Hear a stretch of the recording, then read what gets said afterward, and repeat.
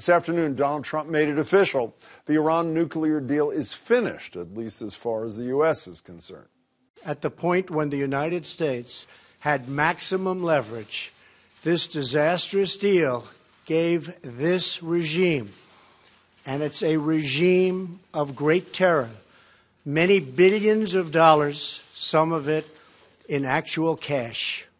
A great embarrassment to me as a citizen and to all citizens of the United States. America will not be held hostage to nuclear blackmail. We will not allow American cities to be threatened with destruction, and we will not allow a regime that chants death to America to gain access to the most deadly weapons on earth.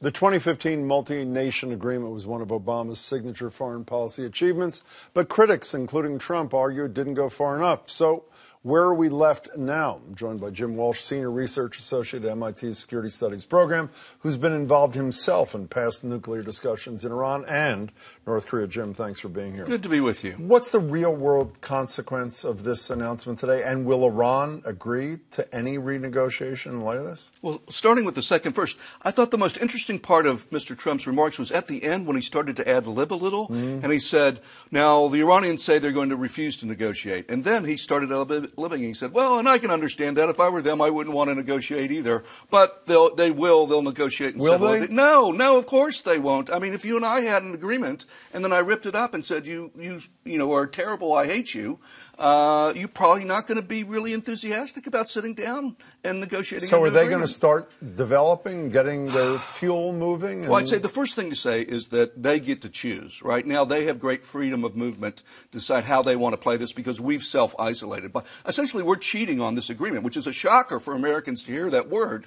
But if the Iranians did what President Trump did today, we would call that cheating. So will they fast-track nuclear arms? I think no, they will definitely not. Remember, the top U.S. official in intelligence said that they had not yet made the bomb decision when we got the agreement. They had gotten sort of a capability, but not the bomb decision.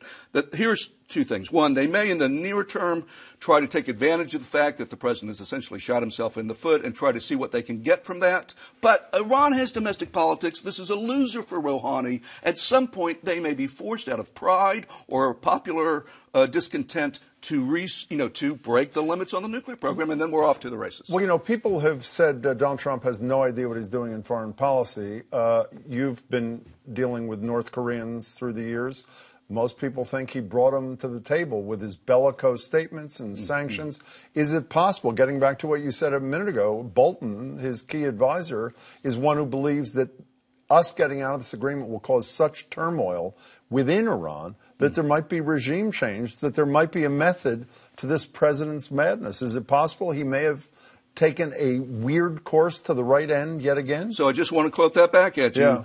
This ends well because we have regime change in Iran. That's the happy story. I'm quoting Bolton. It's I know. Not coming on me. I know. But I'm trying to get at the point that we've had some experience with regime change, and it has not gone well. In fact, we are in the Iran position in Iraq and Iran, right? In both countries, we are now. One of the reasons why it's such a mess is because of the last attempt at regime. Well, he also says he's concerned, the president, about their ability to develop nuclear fuel post-2030. That's a legitimate concern, isn't it? Okay, I'm not getting this because he says, in this speech, he says, this agreement's bad because, some of these restrictions come off after 15 years. So what I'm going to do is I'm going to rip up the agreement so the restrictions are removed today. If you're worried about 15 or 20 years from now, why would you bring that thing you worry about home to roost immediately? The Barack Obama, who has said very little critical of this president, put out a statement maybe an hour or so ago. The reality is clear. The agreement is working. Is it working? Has it been working? Yeah, and I'll say this. This is a complete unanimous view of the U.S. government. In testimony before Congress from the Secretary of Defense, the former Secretary of State, the head of the Intel, all these folks in March, Iran is complying by the agreement. That's what IAEA says. That's what everyone says. You know, there were many pundits, my least favorite word, I just can't think of it one more quickly, who thought that Macron offered him a way out by saying, listen, let's make some amendments on the margins. And the understanding is even a fairly bellicose new Secretary of State who was not enamored of Iran, Pompeo, also thought that was, or a slower course was the way to go.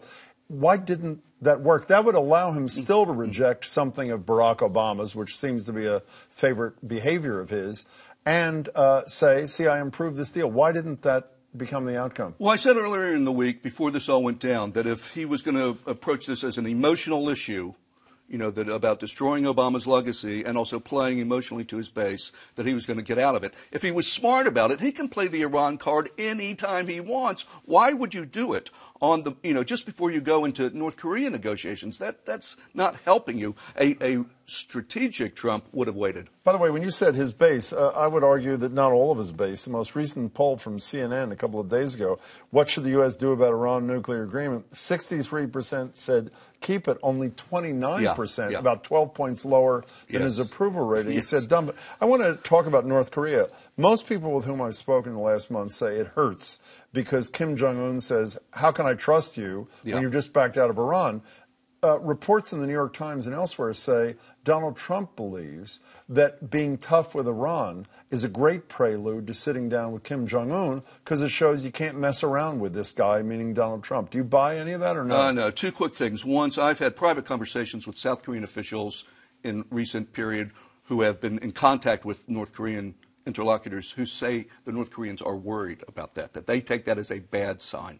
That he won't honor a commitment. Exactly. And of course, they're the weakest player. The thing that they have to worry about most is whether we're going to follow through on our promises, and this is sort of a big advertisement. But let me say this about Trump. He read the first half of the book on negotiation, the be tough part, right? But he did not read the second half of the book, which is if you're beaten up on someone, they're only going to give in if they think you're going to follow through on your promises. If they don't believe you're going to stop, they have no reason to stop themselves. I hate to correct you, but the guy who wrote The Art of the Deal said Trump didn't read any of it, much less the first half. Jim Walsh, thanks for your time. Good to see you. Appreciate your perspective. I really do.